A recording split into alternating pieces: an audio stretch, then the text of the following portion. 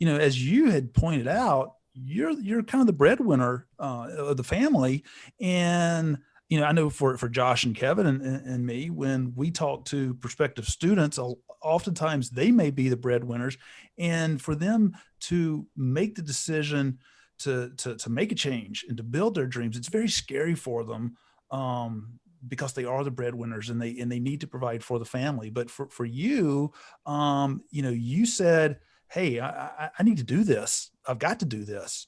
What encouraged you to be able to get to that point, to make the decision, knowing that, the bills that you and AJ have to pay, a lot of it were dependent on your success. So what encouraged you to say, I'm going to do this? I think, like I said, I just got to a breaking point where I was like, this just isn't going to work long term.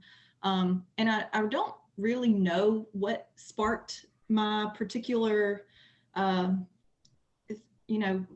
need to reach out to you a few months ago or a couple months ago.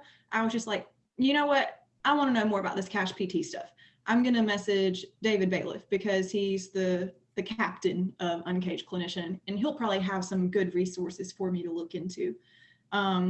So of course we got on a call, and you started talking to me, and I was just like, is this real? Like, is this for real? Like, I can actually not work as much and make potentially more money and not be as stressed out and just do what I'm good at, which is treating patients.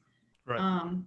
And so, I got AJ on board, obviously. And it really kind of is funny how it worked out. So before I ever messaged you, as you know, working in my full-time job in the last several months, before I left PRN, or like the straight PRN, transitioning into this full-time role, last fall, one of my PRN jobs reached out to me and they said, hey, one of the PT is like, she's pregnant, she's going to have a baby in the late spring. Like, would you be able to help out with her maternity leave? And I said, no, because I have a full-time job.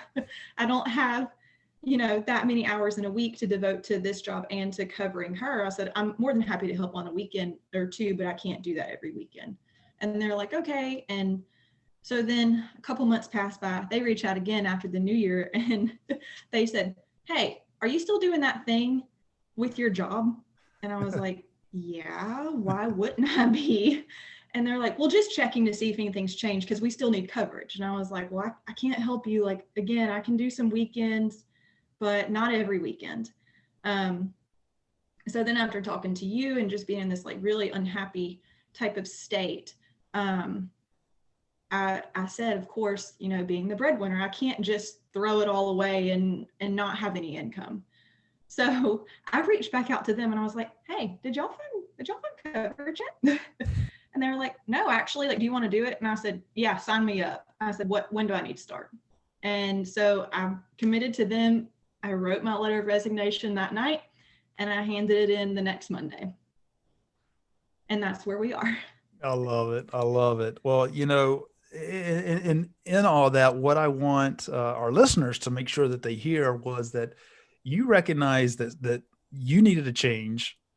You were burnt out. There were elements of the profession that you weren't very endearing to you, but there were elements of it that you were still passionate about. But that you recognize that the only way that things were going to change was for you to make the decision to make the change. Mm-hmm.